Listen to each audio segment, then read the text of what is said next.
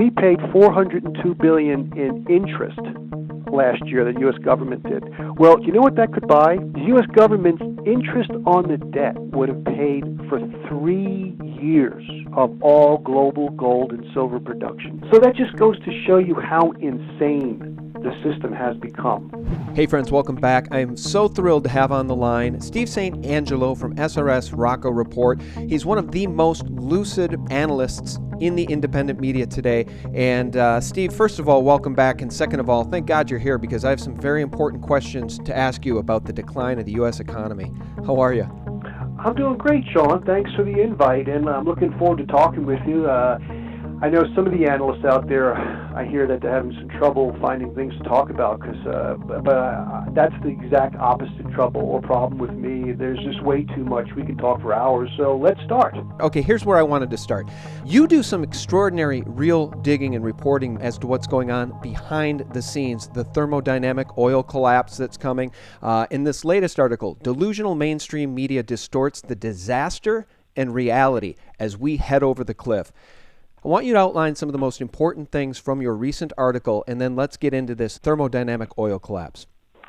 Okay, well, I'm still fighting against let's say the assumption or the incorrect idea of that there is no peak oil. There's abiotic oil, and we're not going to peak in oil. That's a big elite conspiracy, and so I'm still fighting against that, or not I. A lot of people are.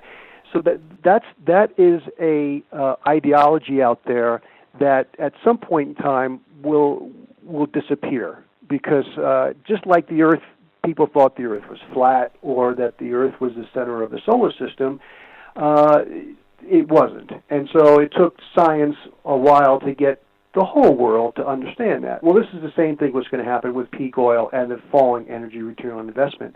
However, there was the delusional thinking is that we're going to have this new oil find in Alaska that this company, a small company, supposedly just found.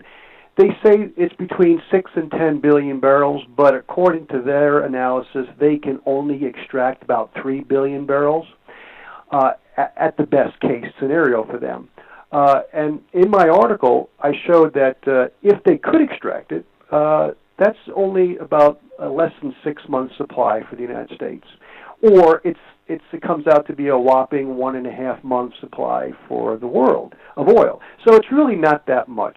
But, however, Sean, I don't think they're ever going to even get a drop of that oil out of the ground. It's just not commercially viable. And that goes now with this thermodynamic oil collapse. We're going to see what is known as a limit to the amount of energy that this barrel will actually put out in work, and we're getting to that, and that's going to happen here in the future, as well as the oil price is going to continue to fall. So this new energy find, in the whole scheme of things, doesn't really mean anything. It's even if they could extract the oil, Sean, it's very little oil. And also, I doubt they'll be able to extract it because the price of oil is going to continue to fall. And they're going to need over $100 to make that project viable. So I don't see that ever happening. All right. Well, can you explain to the audience why it is that you focus on oil and energy so fiercely and that it's become a core of your research? The discoveries and the extrication of the oil is plummeting. Just explain to us what that means for our way of life in the next 3, 5, 10, 20 years.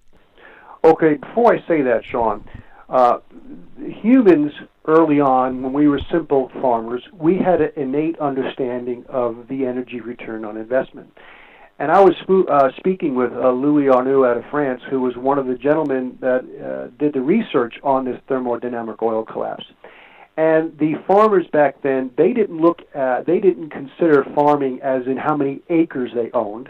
They actually dealt with their land and how long it would take to harvest. So acres, like a farmer today says, I got 1,000 acres. That was meaningless to the farmers back in the Middle Ages. They were farming they were getting land by how much they could harvest.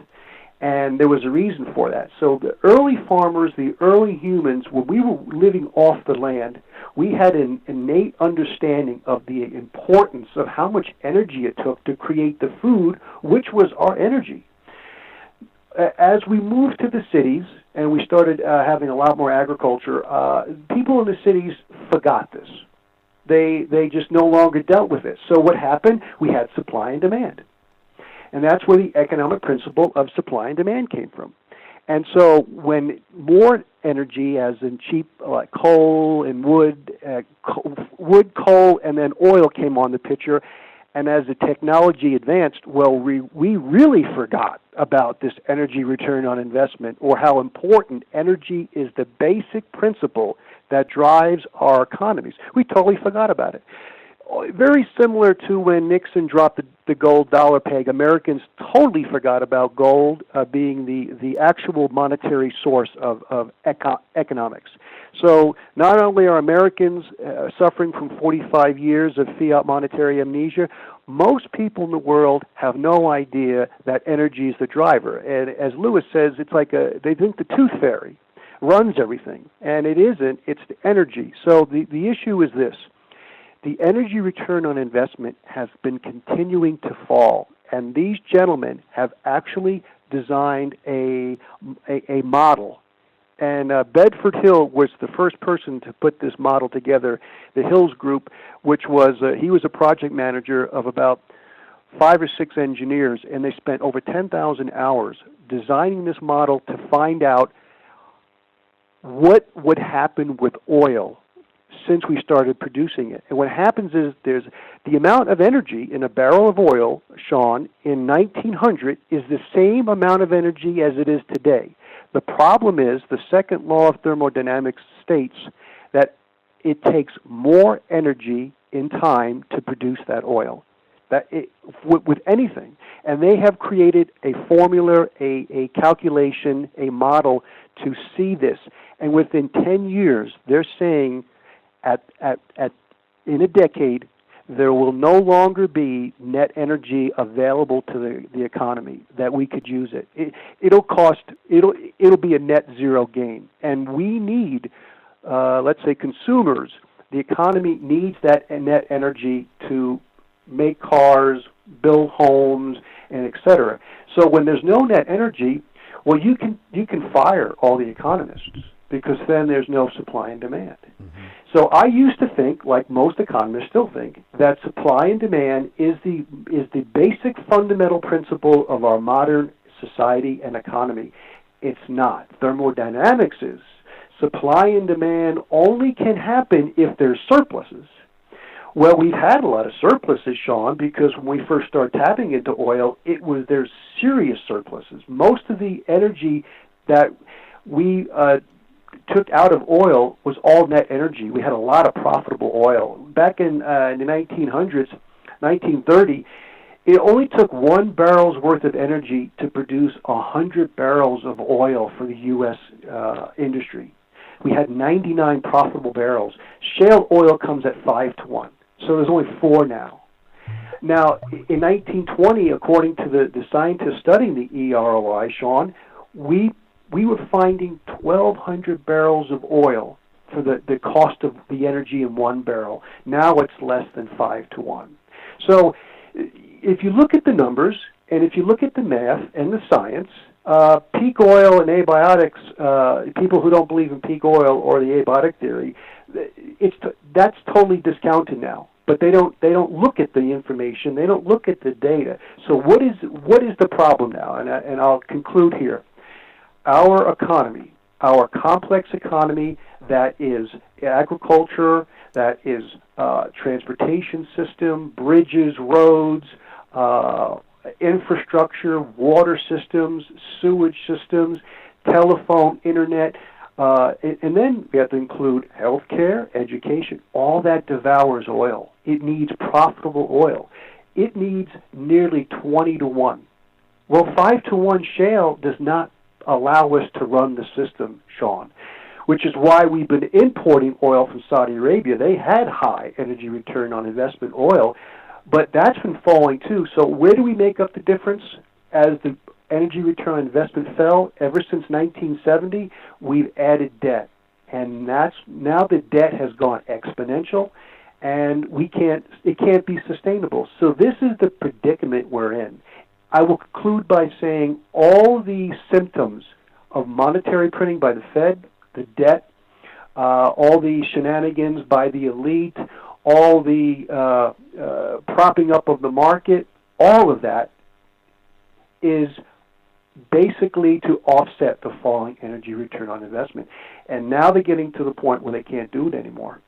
All right. Well, we know we're in a lot of trouble then if oil is really as good as gold and they're not finding as much of it. Of course, we're in this deflationary environment.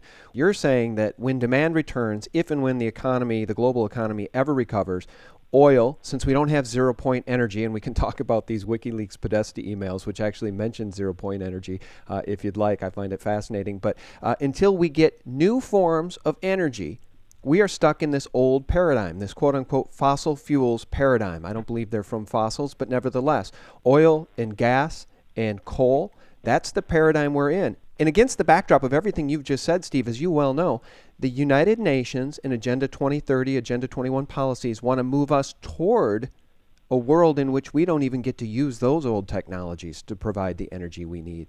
It seems to me that one way or the other, we're headed back toward serfdom. I'll get into that in a minute.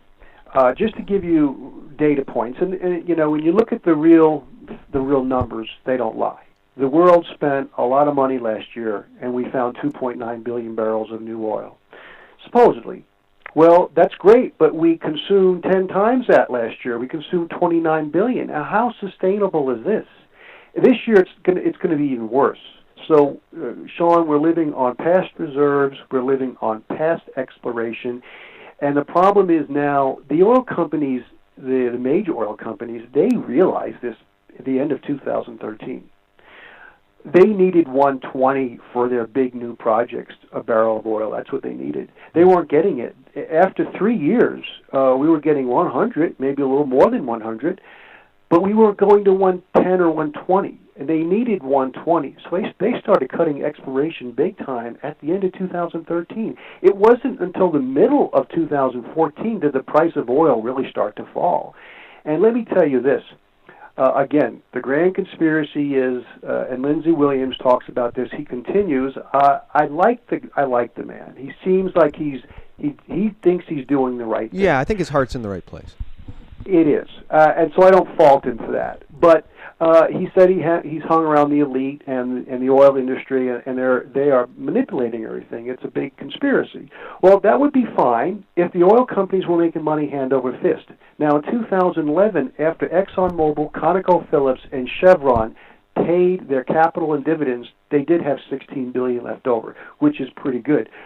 But the 6 months this year, the first 6 months of this year, those three companies were in the hole for $18 billion. That's a big. It's never been that bad for them. So if it is a grand conspiracy, they're borrowing money just to pay dividends. Well, ConocoPhillips was the first one to finally get some common sense, and they have significantly lowered their dividend from 75 cents a quarter down to 25 cents. Now, I know ExxonMobil and Chevron are going to do the same thing because they're losing a lot of money. So there's no longer a grand conspiracy by the oil companies to control everything because they're losing money hand over fist. And this just gets worse. The shale oil companies are in debt up to their eyeballs.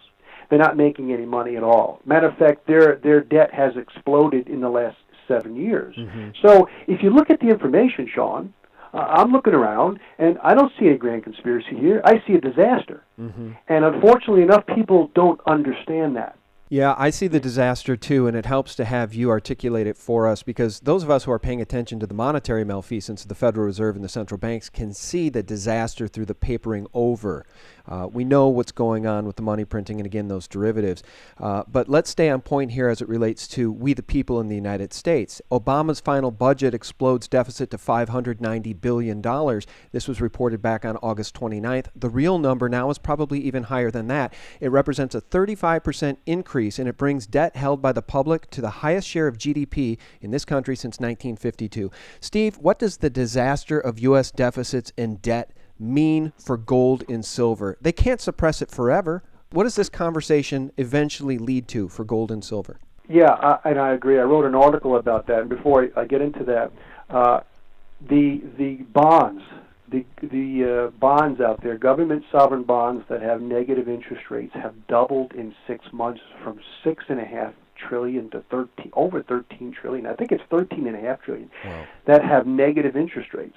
Now, the reason why that is happening is because when you've got all this massive debt out there, you have to service it. And if you service it at normal 4, 5, or 6% interest rates, it's game over. It'll break the bank. Yeah.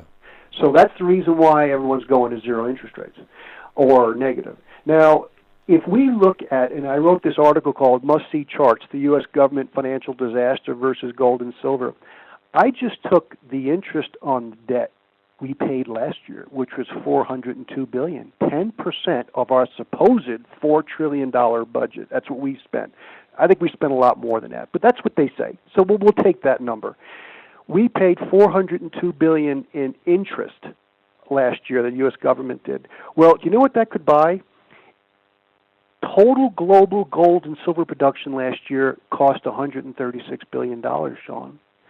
The U.S. government's interest on the debt would have paid for 3 years of all global gold and silver production. And now it gets worse than that. I looked at the deficits, and if we look at the deficits the U.S. government has officially announced between 2011 to 2015, it equaled $4.2 trillion. It's probably a lot higher than that, but let's just go with the $4.2 trillion. Well, if we take 30 years worth of global gold production last year and silver, that's what would equal the 4.2 trillion deficits that we've had since the last 5 years. Now, how much gold is that? That's 3 billion ounces of gold we could have purchased just with the deficits. That's all the known gold in the world in investment and central bank holdings, all private and central bank. We would be able to buy all of it. What I didn't mention before, the interest on the debt, which was $402 billion, Sean, would have been able to purchase more than all the gold that the U.S. supposedly has in reserve, which is 8.1 thousand tons. We don't have that, but that's just the interest on the debt last year could have purchased all of our U.S. reserves. But let's get to the next thing. It would have purchased all the gold, investment in central bank, just the 5 years worth of deficits. It would have also purchased all the silver that was produced in the world since 1950, 26 billion ounces. Wow. So that just goes to show you how insane the system has become when you look at the deficits compared to what it would purchase in gold and silver. Yeah, completely detached from reality. And the question that begs to be asked is, when this bond bubble, in this derivatives bubble, in this stock market bubble implodes or explodes, where is all of that money going to go, Steve? Well, that's a great question, and I was talking to Louis this morning about it. We're going to discuss this in the 6 charts. And if we go by actual wealth creation by GDP or per head of U.S. citizen, or in oil barrel per head, or in gold, they all crashed years ago. Gold and oil crashed. Wealth creation. You see, you can't create wealth. You can't create wealth if the gold and oil per head crashes. You can only create wealth if the oil and gold per head, per each U.S. person, increases. Well, it's crashed. So what we have is the GDP is going up exponentially towards 18 trillion, and the value of gold and oil are plummeting per head. So there is a big disconnect, and it will crash. And it will crash based upon thermodynamics and the laws of creating wealth, real wealth. And so the issue is, where are they going to go? I think people are going to get precious metal religion, Sean. Mm-hmm. That's what I call it. They're going to get precious metal religion, and they're going to get it much, unfortunately, later than sooner. And even if we just get another 1% of the population buying gold and silver, it's game over. Yeah. What's 1%? Just a doubling. Yeah. So if you get, so this is the problem we're facing. There's just actually not enough gold and silver out there. People say, well, yes, there's plenty of gold and silver. They'll just raise the price. But you know what? There really isn't. I mean, the global assets out there are 250 trillion, which stocks, bonds, real estate, insurance funds. Yeah. That's where all the wealth is gone, or supposed wealth. So when you just take a fraction of that into gold and silver, the values of those. Now, let me just finish by saying this. I don't know whether we're going to see 50,000 gold and 2,000 or 1,000 silver. But I do know this. The values of most stocks, bonds, and real estate are going to collapse, and the value of physical gold and silver are going to increase and be able to buy you things in the world in the future, or give you options that most paper assets and stocks, bonds, and real estates will not. That's the guarantee. Repeat that phrase that you said about religion and gold. What was the phrase? I call it precious metal religion. Yeah, I like that. It reminds me that there are no atheists in foxholes. And when the detachment from reality, these markets and the explosion of these bubbles becomes apparent to the populace, I 100% agree with you. People are going to get religion, and they're going to learn about real money. Those of us who have been studying this, reporting on it, and discussing it for years now are well ahead of the game because, as you know, Steve, most of our friends, neighbors, and colleagues are sound asleep. They see their little ones and zeros statement from their brokerage firm in their IRAs or their 401ks, and they're excited because the Dow's at 18,000 or whatever, and they don't understand that the Federal Reserve, the people who founded the Federal Reserve, are the same people who are friends with the Clintons and promoting Hillary's campaign. They don't understand that the central bankers have destroyed everything behind the scenes. And the behind the scenes part is what's really interesting because it's becoming readily apparent to those of us who are looking at the facts that you've just discussed here in this interview. It's readily apparent to us that the collapse is happening. We're documenting the collapse. The collapse of Deutsche Bank, the collapse of the derivatives. The derivatives alone, Steve, might bring that notional value of all worldwide money to over $1 quadrillion. I think you mentioned 250 trillion. I don't even think that counts derivatives. Correct me if I'm wrong on that. All right, so I'm sort of babbling, but I wanted to ask you this. What is your position on the best mining companies that have precious metals and are mining them today as we speak, not just reserves in the ground? Do you see a day when people get religion as it relates to these companies and the assets that they produce? What's your take on mining stocks? I'm just curious. Okay, and I want to answer that, but I want to just say one more thing about the energy. The notion is, and the elite have been controlling everything. Actually, they're controlling the energy. They're controlling the energy, which controls everything. And so, the biggest problem, the biggest misconception that the let's say people who follow the alternative media, they believe in the future that the elite are going to continue to take more control of the system. Well, the falling energy return on investment and the thermodynamic oil collapse, guess what? It destroys the biggest corporations, the biggest entities, and the biggest governments the worst. That's where the leverage is on the energy return on investment. It's going to be the people in the small rural areas that are actually going to do the best.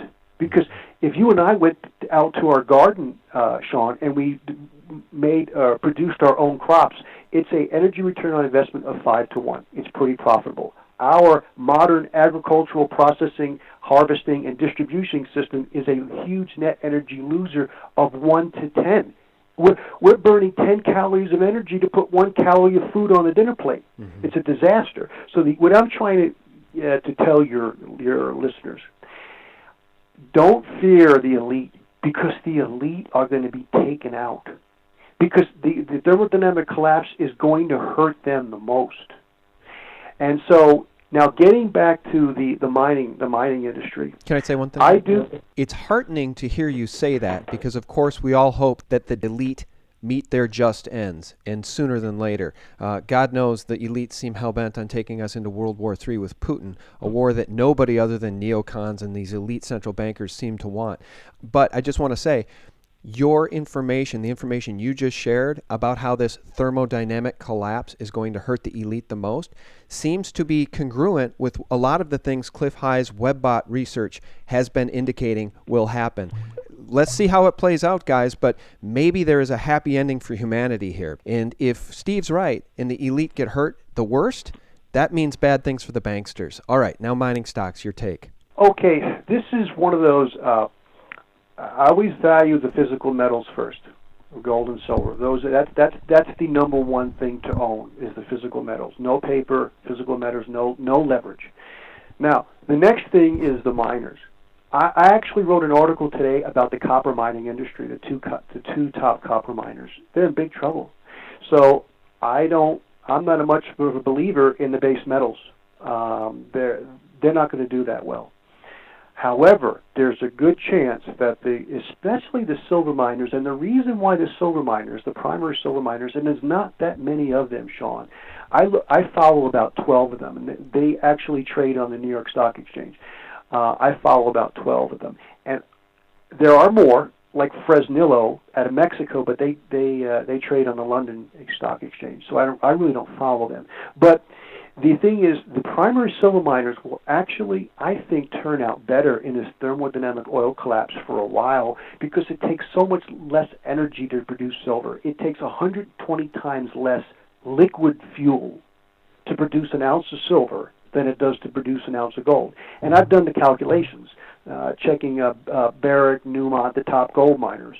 So I believe in the future when things start falling apart, and we've seen some of that already this year. There's been a lot of funds moving into the miners, silver and gold miners.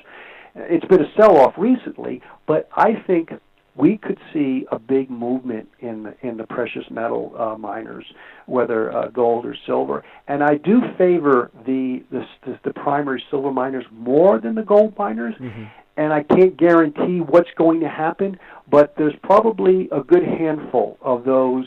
Matter of fact, almost any of them. I can go down the list. There's Pan American Silver. There's Hecla. Hecla's in the United States. There's First Majestic, even though they've been under a little pressure lately. There's Fortuna Silver, which is one of my favorite ones, Fortuna Silver. There's Great Panther. There's Silver Standard. There's a lot of them. A dozen of them. I can mention all of them. I think they all will do pretty good. We have no idea what's going to happen, though, if there's nationalization of mines. So, to me, we could see funds moving into the mining industry because it's hard to access the metal. Mm-hmm. And, when you're trying to buy metal and you can't get the metal because, let's say, there's a shortage for a while or it's just tight, well, there's no shortage in shares. There may be only so many shares out there, Sean, but the price will go up. That's what will change. That's where the pressure will go in. When there's so many people moving into them, the price will go up. So I think it might be wise to consider owning some of the precious metal miners, and especially the silver miners. But this should not be a large portion of your investment. This should be a very small, where if you lose it, you don't care. Mm-hmm. Of course, people who have a lot more money, Sean, they can invest a lot more and lose more. So that's how I look at the mining industry going forward. And to tell you the truth, with this new thermodynamic collapse information, I'm going to be discussing this more on my site. Things are going to change quickly. I mean, Bedford Hill of the Hills Group, the project manager, he forecast that within 10 years, 75% of the U.S. Gas stations are going to be closed. Okay. And the oil industry will have disintegrated.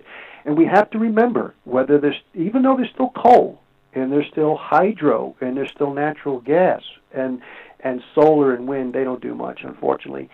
But the problem is our transportation system is dependent 90%, 95% on oil. And as you know, Walmart doesn't stock anything. It's all in the trucks that go up and down the roads, as well as all of our groceries. Mm. So everything is based upon transportation. That's our whole system is based upon transportation.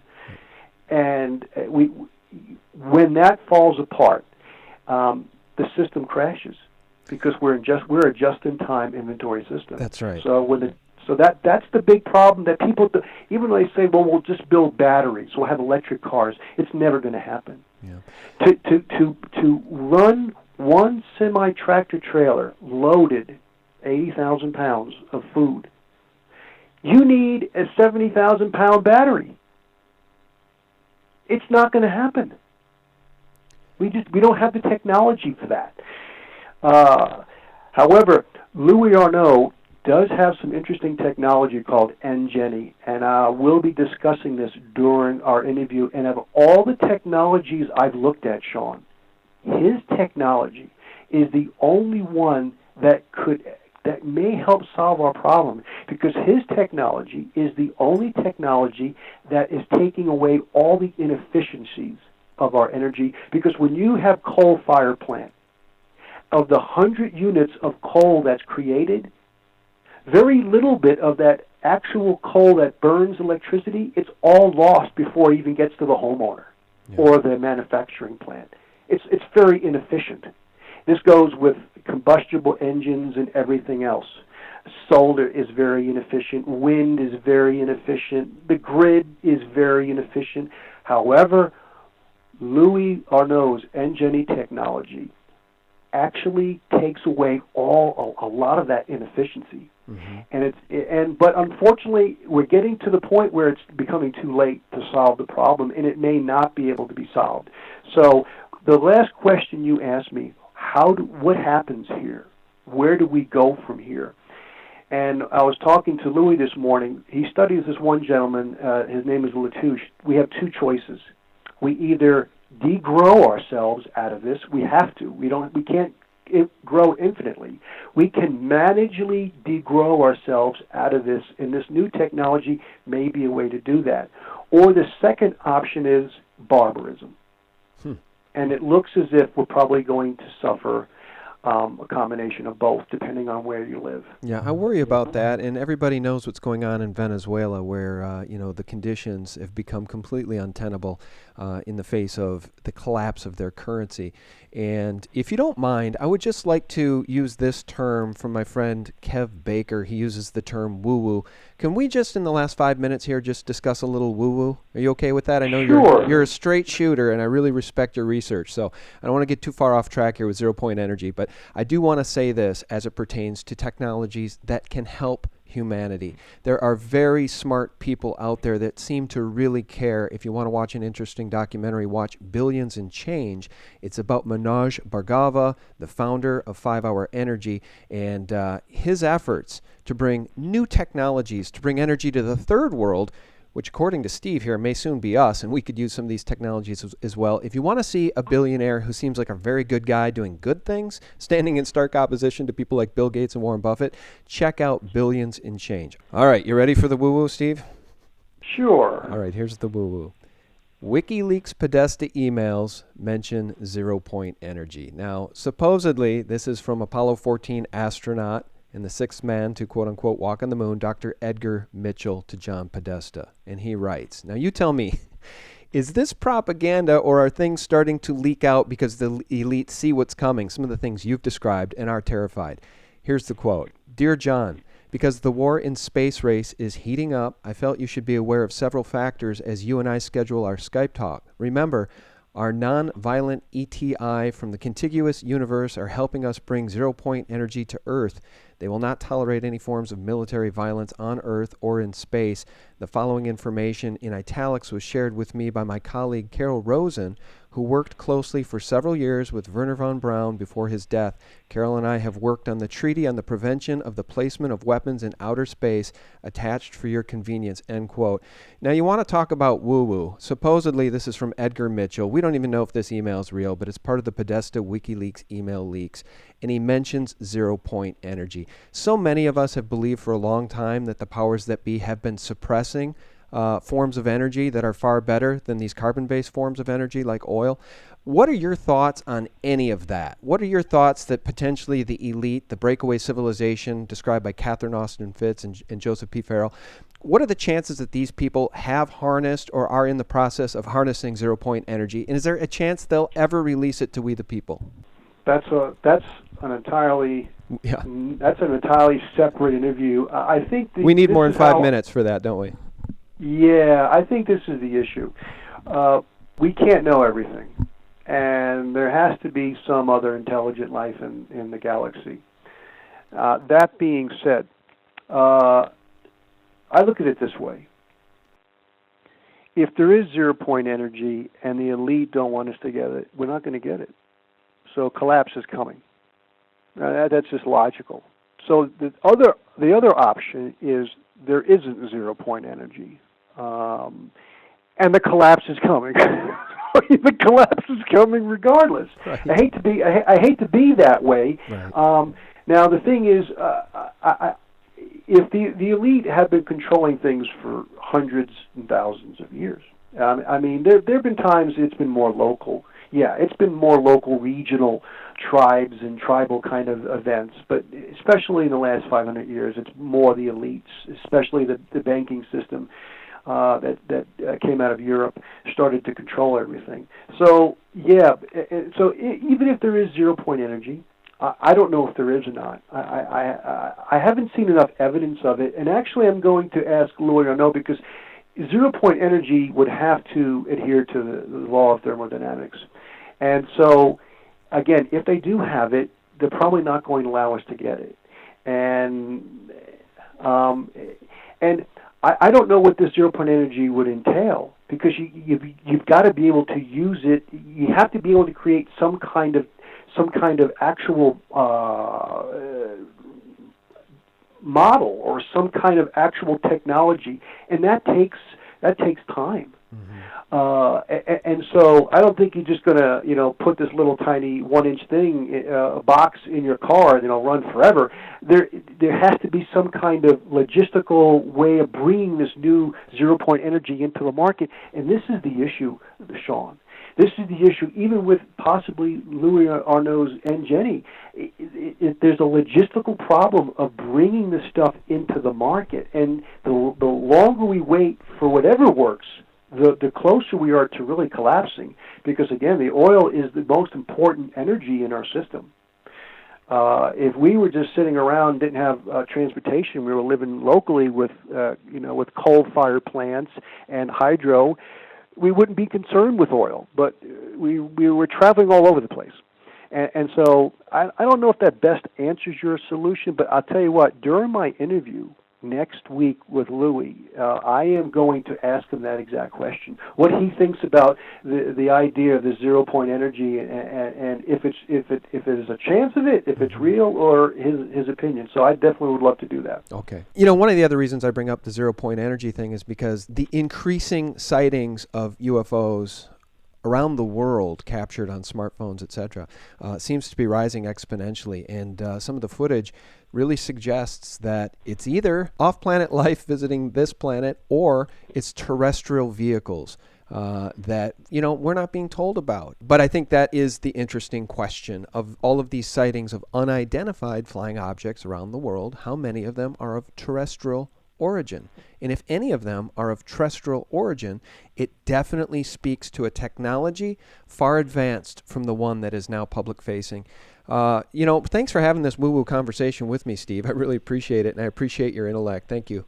Oh, hey, Sean, likewise. And we'll continue having this discussion, but I do believe all the derivatives, all the massive derivatives, all the leverage, all the debt has been used to offset this falling energy return on investment. I mean, it just goes hand in hand. When some people see some of these charts, we'll be making them public, you can't deny it. Mm-hmm. Our GDP should be a tenth of what it is. Mm-hmm. A tenth. It shouldn't be 17, 18 trillion. It should be a tenth of what it is, not quarter or half, a tenth. And so it's all fiction. It's all fictitious. It's all based on money printing. And, I mean, let me just say this before we go. In one of my last articles, we've increased $31 trillion in U.S. net worth since 2010. We've gone from like $58 trillion. Now we're at $89 trillion. So we've increased $30 trillion in just 6 years.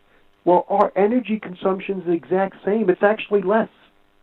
Well, if you go back to 1950 to 2000, U.S. energy consumption total, all of it, increased. It tripled from 1950 to 2000. Most of it happened to 1970 and 80, but it tripled. Well, that's where our GDP came from. That's where our increase of GDP it has to. People don't get that. They think of all these other obtuse things, but that's where the GDP growth comes from, the increase of energy. Mm-hmm. And now we've increased the net worth of the United States 31 trillion in 6 years based upon hot air and mirror and smoke and mirror accounting. So I want your listeners to realize how disconnected it is, and it will crash. Even if we have new technology that might work to offset things, Sean, a lot of things are still going to crash because they're not going to work. So I just wanted to end that, and it'll be interesting. I'd love to talk with you again in the next couple of months to see what happens after this crazy election. Yeah, me too, and I really appreciate it. And guys, if you want to read a very gripping article that summarizes exactly what he was just saying, Steve wrote an article called "Warning: The Coming Collapse of U.S. Net Worth Will Wipe Out Millions of Americans." And guys, the website is srsroccoreport.com. Thank you, Steve. All right, Sean, you have a great day. You too. I very much appreciate your time. And guys, thank you for tuning in. We very much appreciate you liking this video. And please share it with others. It's the only way to get the information to your friends and family. Share it with them. And thanks so much for your support. God bless.